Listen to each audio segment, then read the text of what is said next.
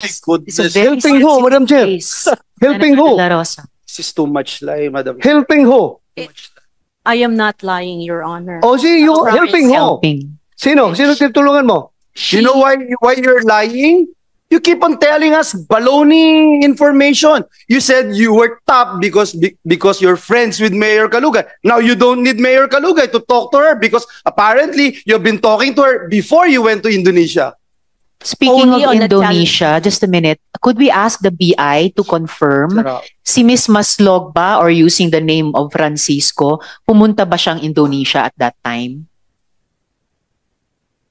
We will verify, Your Honor. Please po, and if possible, Commissioner, during this hearing, Senator Sherwin? Madam Chair, just to remind the body, itong taong to, 26 years ago, nagnakaw ng 24 million, nagpanggap ng namatay para hindi siya makulong, tumakas sa Amerika, at ngayon bumalik dito, at bigla nilang himala, gustong tumulong. Dapat maalala natin na kung buhay pa ito, nakakulong na ho ngayon, 26 years ago. Ba't ka nagpanggap na patay ka na? Pro tempore. Ha? Ba't ka nagpanggap na patay ka na? Para matakasan mo yung kaso? Ganun ba? Yun na sigurong solusyon.